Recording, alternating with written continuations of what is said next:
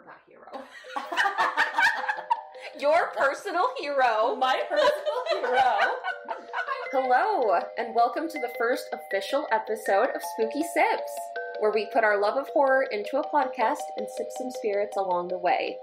I'm one of your hosts, Yvette, and I'm here with my co-host, Brianna. Hey. And Laura. Hello. Sippers, we realize the audio levels in some of our first few episodes are a bit inconsistent. We have since fixed the problem, so please bear with us. Like a fine wine, our podcast only gets better with age. Well, okay, before we get started with our movie for today, I feel like we should just do a quick, why are we here? Yep. What is this podcast? You know? Totally. What is this? Well, why are we doing this to ourselves? Honestly, I think it all started on a dark and stormy night. No. That's not how it went. But basically, Laura and I have loved horror movies our whole life. And then we found out that so does Yvette. And it's like Magic. Yes. Instantaneous, spooky magic. It is. So basically, we just started watching scary movies. And then, I don't know, how did it become like a regular thing? I think we were just doing it, and then we were like, so this is just a regular occurring thing, and we just started Spooky Movie Club. Mm-hmm. Yep. So Spooky Movie Club morphed into then the podcast, but as we were doing it more regularly, and then I think one of the reasons why we were thinking people might want to listen to us talking about movies is because normally we watch it in my basement, and my poor husband has to listen to us, and he's laughing at us laughing and talking about the movies. Yeah, we're pretty funny. Yeah, so I think, it started when we just watched movies together, and then we're pretty funny talking about it. At least we think we're funny. Or cute talking about it. Yeah. Maybe not funny, but maybe interesting. Also, we love a good deep dive into a fact about a movie, so... Yes. And here we are, so you're welcome. Yeah. All right, well, we just watched Texas Chainsaw Massacre. So here's what the movie is, if you haven't seen it. The movie was in 1974, so hopefully you all have. But basically, a brother and a sister hear that their grandpa's grave was being vandalized in this, mass vandalization of Texas graves. So a group of kids go and check it out. And whilst they're in the Texas woods, they hear a chainsaw, and let's just say it did not go well from there. Yeah, it's basically a really dark episode of Scooby-Doo. Mm-hmm. Yes. Because they're driving around in They're a little mystery machine. Yep, it sure is. That's a great way to put it. Mm-hmm. Great way to put it. So what do we think? What are our initial thoughts on the movie? Okay, Yeah. so I had seen it once before, but I genuinely believe that I must have, blacked a lot of it out because there was so much that I forgot that it almost felt like watching it again, and horrifying. Just disturbing. Yes. Yeah. Very. Yeah. So I've seen it, I think I've actually seen it a couple of times, but maybe because I'm always sipping on alcohol when I'm watching the movies, some of it was a surprise to me. But yeah, I saw it when I was younger, a teenager, and it was really horrifying. And still to this day, I think it holds up. Yeah. Yeah. Yeah. Are you okay? Solid. Why have you watched this multiple times? Right? I don't know. I'm not okay, actually. No. to be very fair, I'm not. Okay, but this was your first time. Yeah. No, this was my first time. I was a little afraid of it. Obviously we watched a lot of horror movies together, but there was something about this movie where I think I've just heard it's so scary and gory or something that I kind of just avoided it for a long time. But it was good. Yeah. I mean, I can't say I enjoyed it, but it was good. It holds up. Well, and I have to say, I learned my lesson of being prejudiced against older horror movies because the first time I watched it, I do remember how, disturbed I was, but I remember going into it, I was like, okay, it's from the 70s. How bad could it be? So I remember going into it thinking, it was going to be cheesy and hokey, and my expectations were real low. And it blew me out of the water. So, I learned my lesson not to judge an old movie by its cover. Yeah, man. The 70s. Were y'all okay? Yeah, no, they were not. So yeah, this movie was 48 years ago. Yeah. And I think it just really... Before all of our times. Yep. None of us watched this in theater. Just throwing that out there. So do you both know the name of the iconic hero? Or not hero. Your personal hero. My personal hero.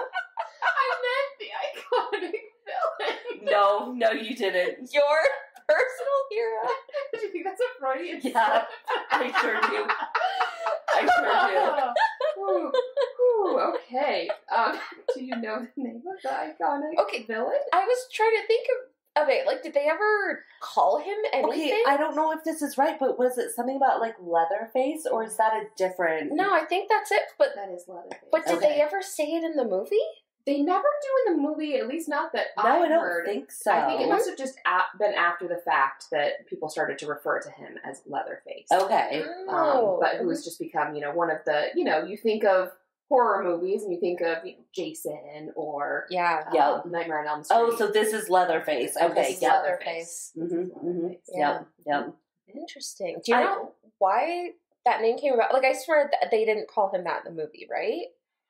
No. That I don't know how that started. I mean, I would imagine it's because it's like human. I mean, I'm assuming it's human skin. Yeah. That he's wearing. That he leather. Like he made a hide out of human skin. Yeah. I will say I did appreciate his evening face. Oh my gosh. For the dinner portion of their just skipping to hair. that. He got some blush, some nice 70s blue eyeshadow. He changes up the leather face. Yeah. No, he does. Yeah. Speaking of their dinner, we should mention what we're sipping on tonight. Yvette chose our drink. So Yvette, what are we sipping on? So tonight we are sipping on ranch water, which according to all of the internet is the unofficial summer beverage of Texas. It's basically just Topo Chico, it has to be that one, lime, and good tequila. All of it is just done to taste. There's no instructions. Everyone just said it's these three things, put them all together, and it is delicious. It is as dangerous as that chainsaw because I could drink many of these. Yes. Super good. I've never had this before, and I will be adding this to a regular drink. It's basically like a margarita, but really easy. Yeah, like margarita, but not so sweet. Real light. If you would like to join in drinking along with us, the recipe is posted below. Yes. Yeah. And what kind of tequila are we drinking? Oh, we're drinking, it's San Mateus tequila. My parents brought it from Guadalajara for me, so it is very smooth. Good stuff. It is real good. Yeah, it's real good. If you've never had good tequila, it's much better than the cheap stuff. Jose Cuervo. Not to diss Jose. Jose Cuervo has some nice tequila. But I'm talking the bottom shelf Jose Cuervo. That burns. In the plastic bottle. It does burn. That you get in college. If it's in a plastic bottle, low expectations. Maybe not. But I feel like it is perfect for a summer Texas movie. Yeah. So, yes. I want to go sit on the porch and not that porch. Not that one. No. But yeah, that safer porch looked so hot. Like all of the actors and actresses in that movie just looked. Well, and they even mentioned the temperature at one point on the radio. It was like 98% humidity. Yeah. Which, having been in Texas, I can say is like oppressive. Yeah. Yeah. I believed the heat. And then running in that heat, Well, so I have some stories for you. Okay, let's hear it. Heat. So the reason we believe it is because it's true. So come to find out that there's a lot of, the conditions of the actors and the crew on this movie, not so good. Okay. Yeah, let's hear it. So apparently the whole month that they were shooting, and I think it was only about a month that they were shooting because they tried to keep the budget really low, so they just had super long days. But it was basically an average of 100 degrees. Oh my gosh. Every day in the humid Texas. And the actor playing Leatherface had to wear that costume for 14 to 16 hours a day. Oh my gosh. For a month. Oh, God. Damn. Oh, and he only had one costume because, again, to keep Oh. the budget low, there was only one of them. Oh, gross. And he wasn't allowed to send it out to the laundry because they were worried that the laundry service would lose it or ruin it or something. So the poor dude was wearing that same outfit, that like jumpsuit, sweaty, hot, with the leather mask. Gross. Oh, not to like skip to the end, but like that little weird dance waving the chainsaw around. He was like, I can take this off. I know, that was I probably a real moment of victory for him. Totally. He was like, I don't even care. It's my time. Mm-hmm. Oh, totally. Damn. So, okay, a lot of the discomfort was real. It was real. You could really they sense were really it. hot. Yeah. Yeah. Huh. Mm-hmm. Okay, well, I feel like we should have to start with the intro of this movie. Yes. Because it is so... Okay, I guess, the script aside, just the first, like, scenes of the movie are so good. So good. The way that it, like, flashes, you just images, because at first you're like, wait, what am I seeing? Like, you're instantly engaged as an audience member, which I think is phenomenal. Yeah, like, that was them saying, like, buckle up. Yes, like, and just the sounds and, yes. So well done. I mean, it was awful, but very well done. Yeah, horrifying. Those scarecrows were... Yeah. I mean, terrifying. Well, and even the intro part where it starts out with just the text basically saying, you know, this is a true story. Yes. Yeah.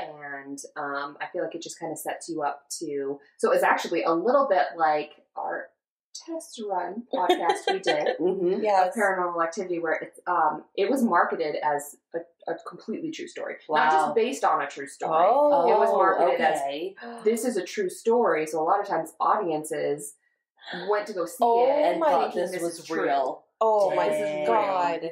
Yeah. Oh, So, that is wild. So please tell me this wasn't based on a true story? well, let me tell you. It was, in fact, actually loosely based off of a couple of true stories. Oh my God. So, and it's really, really interesting. So, in addition to loving horror movies, we also all love true crime. I mean, who doesn't? So we might get a little true crimey in this because I have to tell you about the story that it was based off of. So it was loosely based off of Ed Gein. Oh. Gein? Yeah, Ed Gein. Yeah. Gein. Okay, Gein. Who is called the Butcher of Plainville. Yeah. Or the Plainville Ghoul, which I noticed when they were first showing those creepy skeletons made of different parts of bodies. Yeah. They referred to it as, it's a ghoulish case. Yep. So they were totally Nice. Oh, yeah. Nice 100%. reference. The Ghoul of Plainville. Yeah. But yeah, so basically in 1957, Ed Gein, authorities discovered that he had been exhuming corpses from local graveyards. Oh God.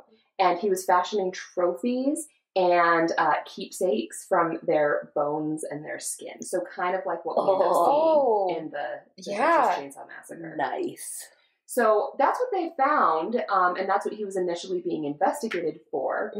And then when that was happening, he confessed to murdering 2 women. Oh my gosh. So initially he was deemed unfit to stand trial. I wonder why. Right? Initially, they were like, no, he's too crazy. He can't be, he can't go to trial. But he was then later convicted of one of the murders. But because he was classified as criminally insane, then he basically was just sent to, live out his days in an insane asylum. Dang. Oh my God. That is wild. So he died at the age of 77. Terrible. Now, was this public knowledge, this Ed Gein guy? Ed Gein? Yeah. So when the movie came out, people already knew about this guy. Yes. So that would have made it even creepier. That's even worse. Especially if you thought this was also a true story. Like, all these wild... creeps out there would have been everyone's really double checking their spooky. door locks. Watching this, that makes it so much worse. Yeah, because the Gein case, that was in, the 50s, 60s, 70s, I think was when, all of like the trial and the conviction was happening. Yeah. But yeah, this movie came out in 74. Dang. Oh that's my gosh. so crazy. And the Gein case was also partially the inspiration for the movie Psycho Oh, okay. and Silence of the Lambs. Nice. So Alright. it's around. Yeah, man. Nice. That's amazing. Mhm. Oh my god. Wow. Well, that's terrifying. Yeah, It that makes is. this so much worse. Uh-huh. That's one true crime case that was the inspiration for this movie, but there's a second. Oh, uh-oh. God. So Elmer Wayne Henley is. Do either of you know that name? I don't know if I've heard True that. crime. I've heard Ed Gein. Haven't Okay. heard this one though. So he is a serial killer who, for 2 to 3 years, he participated in the Houston mass murders. Oh. Jesus. What is that? Okay, so that is when at least 28 young men, so teenagers to just young men, were abducted, tortured, raped, and murdered How have I never heard of this? What? Yeah. by a man named Coral, Dean Coral. How have I never heard of this? Yeah. Because that is so many. Like, most serial killers, you hear their number, and I know I might sound insane for this, but I'm like, 7 people? That's Yeah. nothing. Yeah. Like, I could do that. Like, but 28? And all in Houston? Yeah, so I think around the Like Houston in or around? area, Like that's a lot of people. And can you imagine Mhm. 28 people in your city murdered? So how they did it, basically, so Henley, the guy that was kind of the inspiration for the Texas Chainsaw Massacre movie, he actually was not the killer. Mm-hmm. He just was a person who helped the killer abduct the boys. Oh. So while he was doing this abducting and helping, Mhm. do you want to guess how old he was? Oh no. No. Oh God, please don't tell me he was like a child. He was between the ages of 15 to 17. No. Dang. No. That is crazy. Oh, that is awful. Wow. Yeah, so he and another teenage accomplice basically helped abduct the boys of the Oh. Coral. Sad. That's awful. Then Henley ended up shooting Coral Oh my gosh. when he was 17 years old. I don't know if he Oh, just wow. had enough or what was going on. Yeah. but- I mean, yeah, yeah. Wild. that is insane. So the reason that he was kind of an inspiration to the movie was because one of the screenwriters of the Texas Chainsaw Massacre said that he felt that Henley was kind of to quote, he had moral schizophrenia. Because once he was caught, he was adamant on taking full responsibility. So yeah, he abducts and, helps in the killing of 28 people, but he was like, you know what, I did this, I gotta take responsibility, and he also ended up killing them, the killer. Oh my gosh. So it's like this moral, Yeah. back and forth. Interesting. weird. That is crazy. Oh man.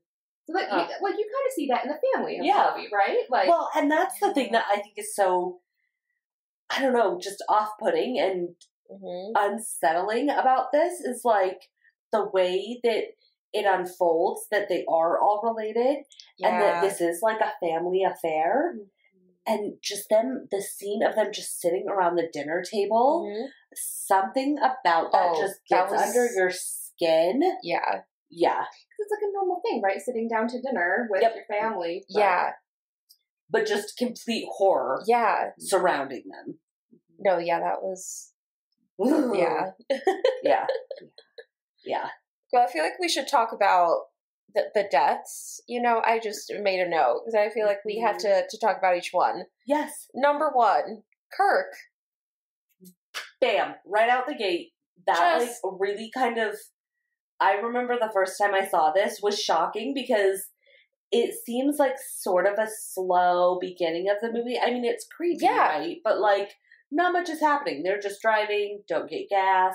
They're in the woods, wandering around. And then it's like the second we see there's something wrong, he dies. Yeah, which I feel like with normal horror movies, it's like, oh, you're gonna hear something creak upstairs, or you're build gonna up. it's gonna build up. Now Once he's gonna it's leave the revealed. house, and then something else is gonna happen. Yeah. That was, I was shocked. Yep. Just instant. Just died. Yep. Yep. Oh, and then with the poor girl, Oh, on poor on the Pam. hook, I just I was like just trying to get as far away from the TV as I could. Same. You just saw that is the worst way to die. Well, and I couldn't tell if Leatherface, when he was, had her on the hook, was he first showing her that he was chopping up Kirk? Yeah, it almost it almost looked like he was like putting on a show for her. Yeah. Like, oh look, like it did almost look like he put her up there to see what was happening. Yeah, because then he brought out the chainsaw and a little scarier than just a quick axe that gets Kirk. Way worse. I will say the biggest jump for me was Franklin. Yeah. His death. Mm-hmm. Because I loved the flash moment where, she's wheeling him in the woods and then flash, we see Leatherface and he's gone. Like, that was my jump moment in the movie. Yeah. For sure. Mm-hmm. Oh, poor Frank. Can we talk about Franklin? Poor Frank. He never stood a chance and his friends were so He mean has to him. Okay, just saying, you bring your friend who's in a wheelchair. Yes. The first thing you do when you get to his house is run upstairs. I know. And just totally abandon, like, don't give him any regard. Yeah. And I'll just have like a great time. It's like, what were they doing up there? They were like jumping and laughing. Like they could have been doing all of that downstairs. They really could have. Yeah, they were pretty rude to him. I mean, he was super annoying. He was very annoying. He was a little weird. A little whiny. A little whiny. He was very whiny. Texas whiny. Yes. Which is a whole other brand of whiny in my opinion. You can say that because you're married to I'm allowed to say that because I'm married to a Texan. So any Texans out there listening, you understand. You get it. Yeah. You know what I'm talking about. Mm-hmm. So fun fact about one of the deaths that we just discussed, Kirk's death. So I kind of already have alluded to some of the poor conditions on the set. They basically all ended up with injuries. Oh no! And hated the producer. Hooper is his name. They hated the producer because they, were working these long, hot hours and getting injuries. And the actor who played Kirk was really concerned because that was a real axe that the Leatherface actor was swinging at him. What? Yeah. What? It was a real axe. The 70s were a wild time. They were. So he was, uncomfortable with it, but the person who plays Leatherface, which is this Icelandic actor, as he was basically like, you need to stay still or I'm really gonna kill you. My and God. The axe basically came within 3 inches of his head onto the floor. Horrifying. Because nothing will make you feel calm quite like, if you move, I will actually murder you. Yeah. Mm-hmm. Dang, that is crazy. Yeah, that isn't okay. Do you have anything about the hook? Do you know like how they? Okay, oh God, thank God. I almost don't want to know how they did that. I know. Yeah, that poor girl. Oh my God. Okay, and then we have to talk about Jerry because he came before Franklin, and apparently the only one that they care about. Oh, because, see, it's funny. I forgot about Jerry. Yes. Because when 2 of the other people go missing, they're just shouting for Jerry. That's it's like, right. we can't leave without Jerry. I know, Let's go find him first. He's the only one that matters. I feel like he had pretty much the same death, right? He was kind of whacked by the axe. I was about to say, I honestly can't tell you how he died. Yeah. Oh, yeah. Why did I totally forget about him? The head. Yeah. Oh. No, I don't remember his death at all. No. I think it's because it was exactly the same. Like, he goes to the house. I mean, after so many axes in the head. Yeah. Like, and then he's about to leave, but he sees the shirt on the porch. Oh, that's And then he's like, and then he hears something. That's right. He hears something, goes in, whacked by the axe again. Okay. Yep. Yeah. Yeah. Oh. Then we have poor Sally. Oh, Sal, I mean, we could say she's the survivor of this, but my God. I mean, I don't know how you would survive long-term something like this. Like, will she ever recover? No.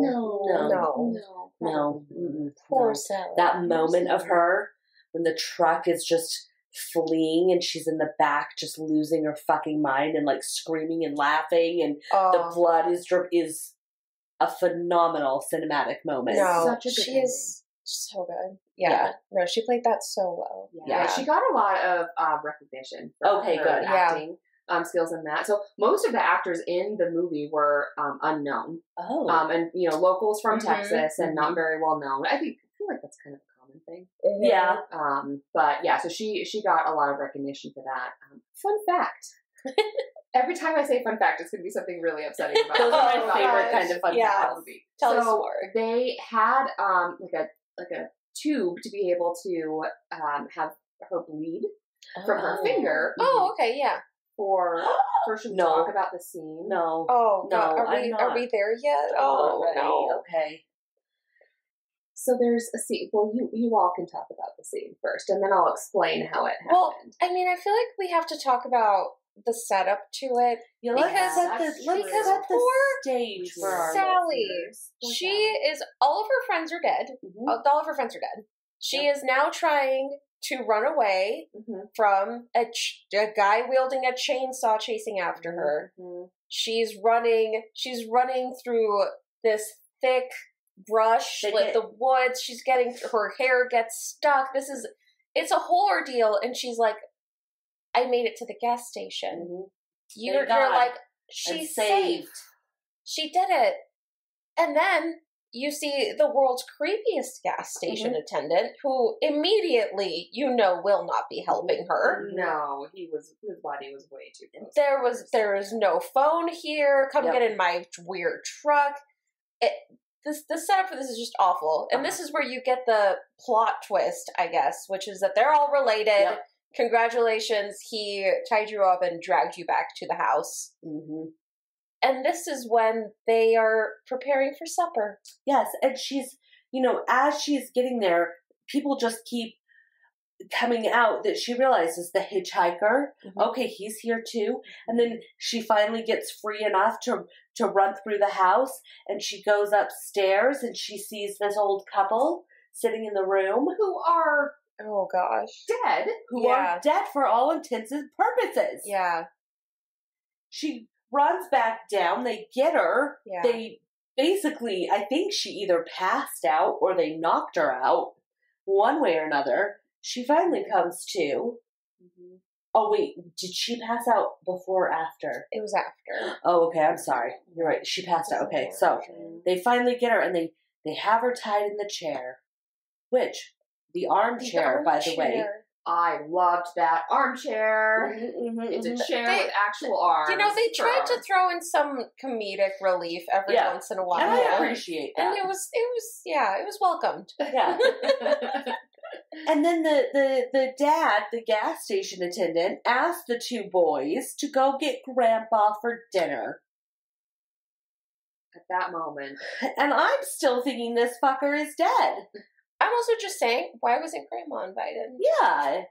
Grandma might have been actually. I don't know. I mean, I'm just saying. It kind of seemed a bit like a patriarchal family. It was. It was. This whole movie. And the patriarchy is the theme of this movie. I mean, yeah. So here we are at dinner. Sally is tied to her chair, losing her freaking mind, screaming. And we realize, as they grab Sally's arm and move Grandpa's chair closer, that Grandpa is in fact alive. Now, Laura, tell us what happens next. So she's supposed to, they have this tube, it's a prop, to be able to have blood, come from her finger. Right. After they, cut her. Right. After.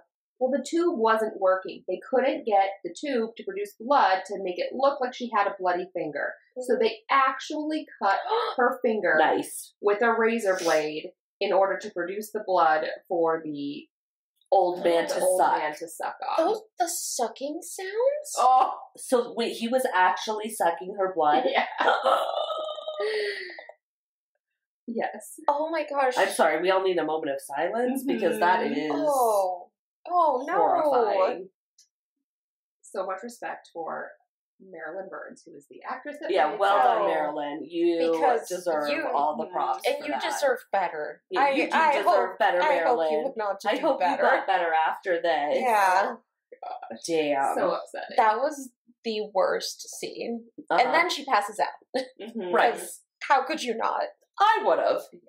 Yeah. Yeah. Yeah, what are the standout scenes? I mean, I feel like the right after that, where she wakes up and it's just family dinner. Yep. It's Grandpa, I think, head of the table.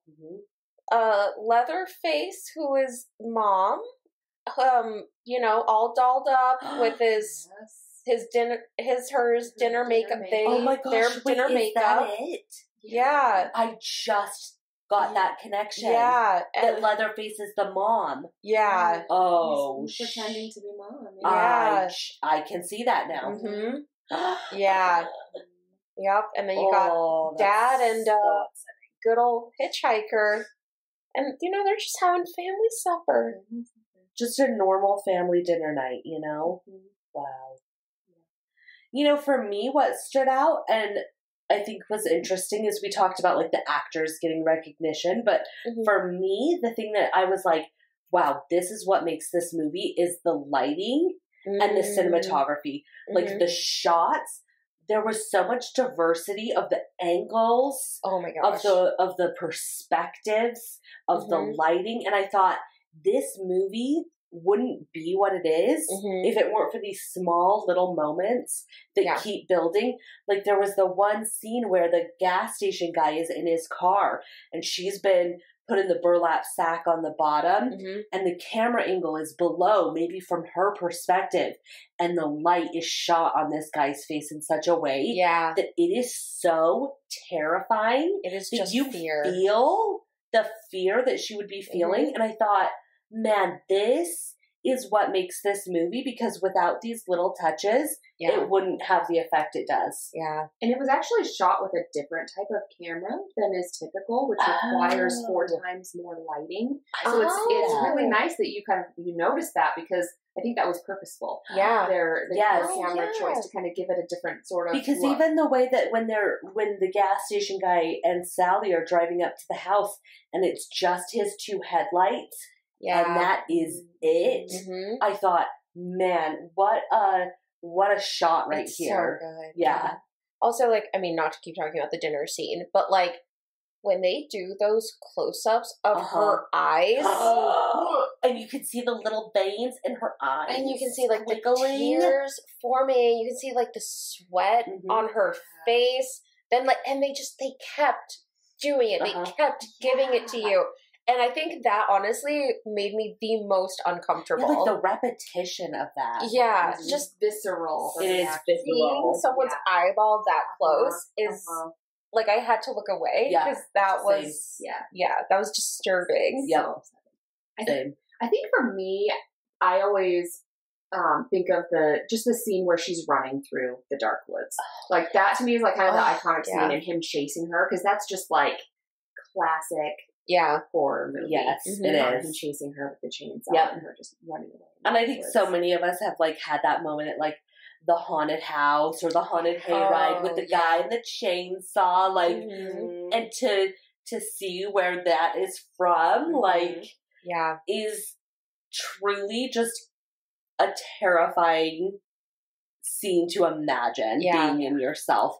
Like, I am horrified of chainsaws. That has always been like my biggest thing, and this is why. Yeah, no, it really did give you a new boogeyman. I mean, it did. Leatherface. It was like, oh, okay, so this could actually happen to me, I guess. I'm terrified. Yeah. I feel like really this movie in general was a public service announcement. Maybe cut down on your meat. Yeah, right. Maybe don't pick up hitchhikers. Yes. No hitchhikers. Say no to hitchhikers. Yeah, don't trespass. Especially in maybe a place where people own a lot of guns. AKA Texas. Do not trespass in Texas. Yeah. This really was a public service announcement. I agree. It is by many actually considered a pro-vegetarian film. That's not surprising. I would believe it, because the shot, like, there was this one moment where Sally is in the gas station and the guy says that he's gonna go get the car. And I think she's realizing, something is wrong here. And she looks over at the sizzling barbecue meat. Oh my God. And just the sound is so disgusting. disgusting. And the light. And the light on it And- makes you almost nauseous. That you're like, oh my gosh. Like, yeah. ugh. Or like when they're talking about the slaughterhouse and the shots of the cows. Oh, just frothing from the mouth and all. Oh, yeah. No, So it was upsetting. like, maybe I should be vegetarian. Yeah. I mean, I'm not going to, but Right. that really makes you think. And that would fit with the time, actually. Yeah. The 70s. Like, Yeah, so Hooper, the director, Wikipedia says he did not eat meat during the filming Okay. of the movie, and he basically says that's what the movie is about. The movie is about meat. oh my gosh. I mean, I can see Yeah, that. I can 100%. I mean, they're not subtle about it, especially with, who is it, Pam? Yeah. Yeah. I mean, he literally puts her on the meat hook Yes. and then throws her in the freezer. Right, exactly. I mean, that literally is just preparing her for the slaughter for consumption. Yeah, Right. literally just a piece of meat. Damn. Like, they were... Even the way they have Franklin eating Mm-hmm. he's eating a piece of Oh my sausage. God. It just looks It's... so disturbing. Like, literally, I've never not wanted to eat food so much. Yeah. And when he's just sucking on that very phallic-looking sausage. Yes. Yes. Mhm. Like, Franklin, take that thing out of your mouth. Take the severed penis out of your mouth. Please stop. It looked so upsetting. So upsetting. Yes. Yeah. Oh my gosh. But so that another inspiration for the movie, just kind of speaking of, not eating meat and things, Yeah. was actually the political climate at the time. Okay. I mean, okay, it was Yep. the 70s. Yeah. So, yeah. So basically it was kind of about, politicians lying to the public. So this was around like Watergate, Vietnam War, the 1973 oil crisis, I guess. Oh. And so that was another theme, I guess, that the director and the producer had, was basically kind of, the line of the political. Mm-hmm. Yep. I mean, I feel like even when they had, I forget what it was, maybe it was the beginning, right, where they were playing just the radio. Yes. Mhm. And it was just all bad stuff. Yep. Like, totally. it was just all, this is why the world Yep. is horrible, this bad thing just happened, and this bad thing is happening. Globally, this bad thing is happening. Yep. That is Yeah. exactly the third reason why the other point of the movie.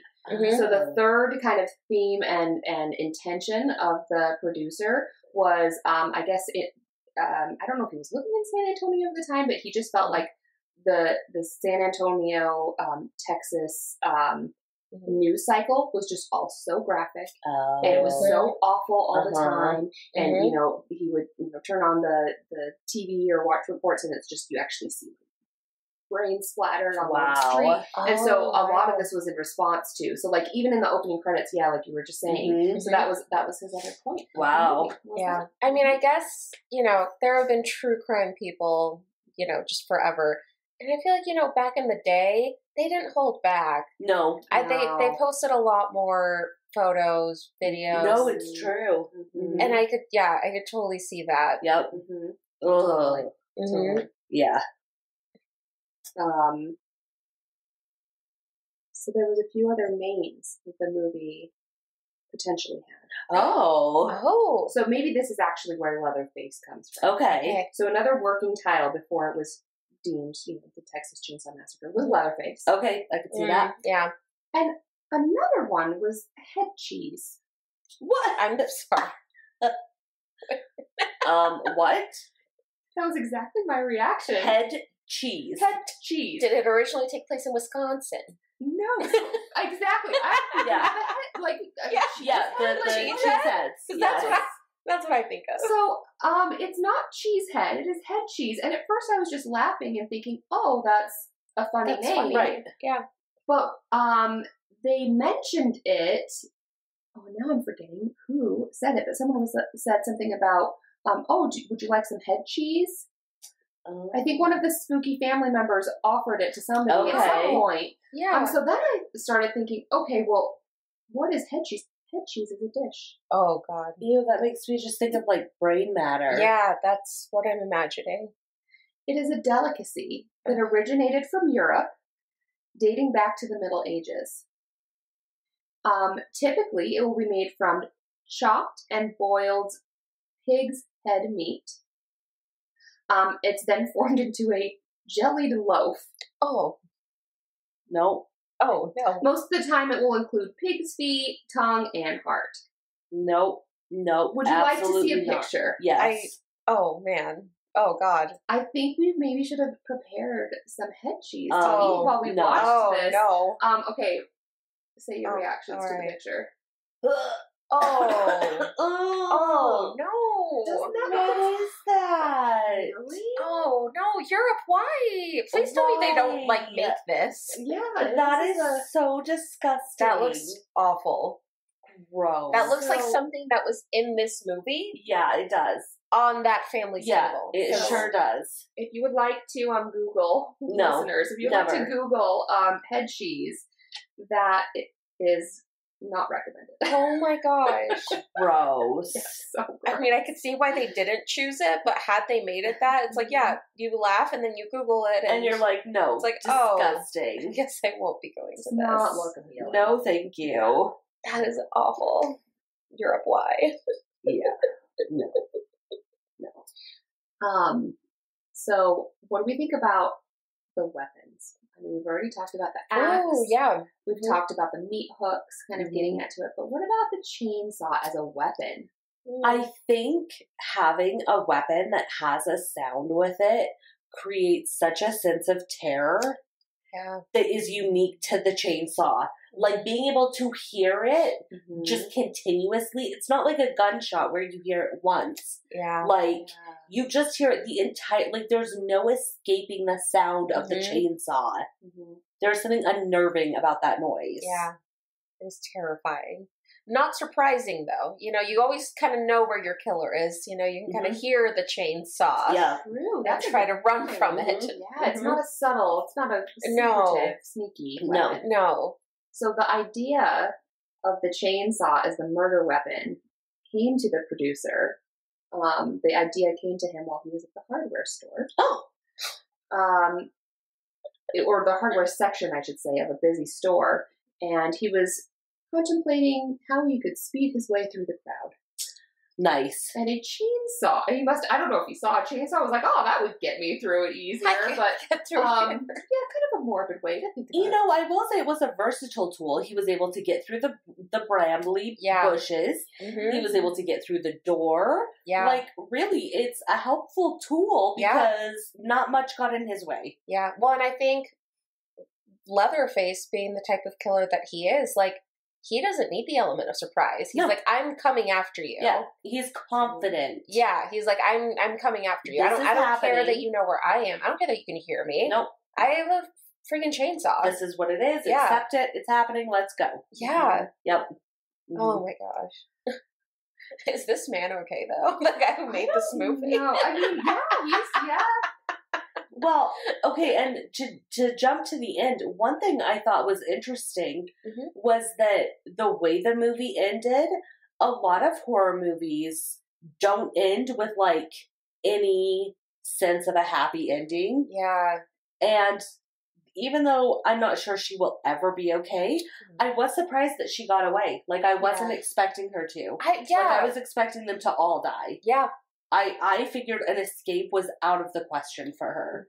Yeah, I think seeing her tied to the armchair, it was like, well, like, this is it. Well, like, I figured they were really out there, so even if she got out, where would she get to in time to get help? Yeah. I guess a question. I feel like that's the horror movie trope, right? Is like the last girl, the one who survives and gets away. Yeah. I feel like maybe it would have been better if she hadn't made it. I know, I agree. I actually think I might have liked it if she hadn't. Right? I think that would have made and it almost like they just scarier. kept her alive to just mess with her. Like, she's you know part what I of the mean? family now. Yeah, like part of the family. Like, and if they had like called her their sister, like I almost feel like that would have been more. Maybe that would have been too far. Oh, true. You know what I mean? Like, we put you through a knob. Maybe that would have been like. Maybe that wouldn't have passed audience checks. You know? That's fair. And I feel like they did kind of give us like a little bit of that, where like once she's like officially gotten away, like in the back of the truck, and she's like crying, which turns to like laughing and she's kind of like rocking back and forth. Like she is not well. Yep. No. You know, No, they give you a little bit of that of like, she got away, but she is not okay. Right. Like, this unscathed. is not the happy ending. No. Right. No. Yeah. definitely not. So yeah, speaking of audiences and what they would accept or not, it was mixed. Oh yeah. Reviews, mixed reception. I Okay. guess, from I guess people. that's not shocking. Yeah. So it was banned in a lot of countries. This movie. Yeah. Yeah, okay. So I guess the producer, he originally wanted it to be rated PG. Oh my gosh. Because In what world did he think he'd get away with that? he thought due to its minimal amount of visible gore, which I disagree with. But instead, it was actually originally given a rating of X. You know, actually, when you think about it, like, you don't see a lot of the gore. Like, she's put on the hook, but we don't see the back of it. And he comes after Franklin, but we don't see the chainsaw go through Franklin. Yeah. Like, when you actually think about it, it's more unsettling that you don't see it. And I guess some of the scenes were pulled to then make it be an R, so I wonder if some of what we don't see is like the extra. Okay, so I have to ask, as someone who I guess just doesn't know anything about movies, what is an X rating? I know NR-17, which is the above rated R, right? I think it was an old school rating, so like that's not a rating nowadays. But Okay, basically just kind of don't go see this. Okay, like it's explicit. Yeah. Okay, all right. So there was actually another term for that in some of the other countries where it was banned, like England, so many places. But have either of you ever heard the term video nasty? No. It was dubbed a video nasty. Guys, this all sounds like porn. Like That an does X sound like rating, porn. video nasty. That is. Yeah, so it was a term used in the UK and I think some other places to refer to, you know, typically like low budget horror movies or exploitative movies. Yep. And, you know, movies that are criticized for their violent content. Wow. But yeah, so video nasty. I love Video that, nasty. actually. Maybe that should have been the title of our podcast. I know, I was gonna say, gosh. petition to change our name. We're about video nasty.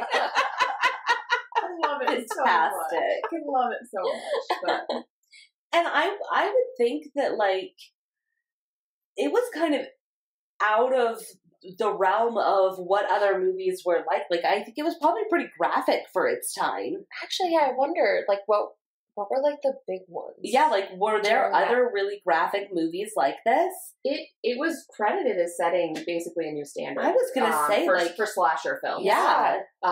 So it was really controversial at the time. So I don't. I'm guessing there are some that were out, but it was like some theaters ended up pulling it because they got complaints. Wow. People walked out of the theater. That's crazy. Some places in Canada where theaters were threatened with, receiving morality charges if they continued to show it. Oh my It was a big gosh. deal. People really hated on it. That is crazy. I believe it. I feel like they literally the first 3 minutes in, like, if you don't like this type of horror movie, no, you it's would not walk for you. out. Yeah. Like, they start it with a bang. They're like, this is what this movie is. Yep. If you don't like it, literally leave right now. Yeah. Oh, totally. So I could see people just walking out, like, right at the very beginning. Yep. I mean, people must have ended up liking it though because they made 8 more movies. Right? Oh and my I've never seen gosh. any of the others, Yeah. so that might have to be added to our list. For sure. I think I saw. So there's other movies have been either prequels or sequels or follow up ones, but there's also I think just been remakes because I'm pretty sure I saw one that was maybe made in the 90s or early 2000s. I can't remember, but yeah. I've seen one other one. Okay. Well, I have to say, I think this was a good one to set off our podcast with a bang. Oh my gosh. Yes. Mm-hmm. Yes. Video nasty. Video nasty, baby. It ended up becoming, a super high grossing, especially considering its budget, Right. A super popular movie. So I think, it's kind of a classic. I could see this being a cult classic. Like, after you finish watching it, it's like, yeah, I could see this. Like, this was different. I could see a smaller group of people really loving it. Yeah. Yep. Mm-hmm. For sure, cult classic. Mm-hmm. Kind of, sucks for the cast and crew because they kind of got the crap out of the stick. Yeah. They did. But man, it was really convincing in the movie. It sure was. You really sensed I bought it. Their real life fear. Yep. They were hot. They were working long days. The set used actual blood from the slaughterhouse. The local slaughterhouse. Gosh. Oh, they were gross. Smelling that, I'm guessing. Gross. And they weren't really paid very well. I mean, I really hope they renegotiated that contract. Yeah. Well, they were told, because we can't pay you very much, we will give you, a percentage of the sell, but then they didn't, the producers didn't explain to them that was only a percentage of what was left to buy, which was only 40%. So they ended up not even making much money. Sad. I mean, they got, their names. I mean, right. But, Oh, no. Wild. But yes, a successful movie. Yes, definitely. Yeah. All right, so here on Spooky Sips Podcast, what we like to do, instead of giving a movie stars, we give it sips. So, ladies, out of 5 sips, how many sips would you give this movie? This is really tough because, what's a 5? I need to, in my head, come up with what I think that's subjective. Is. We probably each have our own version of a 5. Yes. Right? I know. Like something that stays with you. Yeah. I mean, I think it really is subjective, but yeah, just whatever your top one is. I don't even think you need to list it. Mm-hmm. I think I would give this movie 3 sips. Ooh, okay. Yep. 3 sips. Solid. Mm-hmm. I, would totally watch it again. Mm-hmm. Enjoyed it the whole time, but not my absolute favorite. So 3 sips. Okay, yeah. I think I would give it a 3.5 sips. Mm-hmm. I think that would be me. Yeah. No, same ballpark. I was thinking 3 sips. Okay. It's it isn't one of those that I think is really going to stick with me or that I loved. Mm-hmm. But you have to respect what it was at the time. You have to honor it. Mm-hmm. And it's worth watching. It's, if you're just trying to go through your horror movie list, I feel like this is one of those that you just have to watch. You have to. And it's a classic. It stands the test of time, too. It does stand the test of time. We still give it a solid 3 sips or 3.5 sips. So many years later. Mm-hmm. Yeah. Mm-hmm. Totally. Mm-hmm. I agree. Okay, so that brings us to next time on Spooky Sips Podcast. So what you're going to want to do is watch the movie ahead of time so that by the time you listen to this, you know what we're gabbing about. So next time on Spooky Sips Podcast, we will be watching the classic 1959 House on Haunted Hill. So if you haven't seen it yet, get watching and get sipping. Yes. Get ready. Get ready for that because we have some deep dive on that one. And get sipping. Get sipping.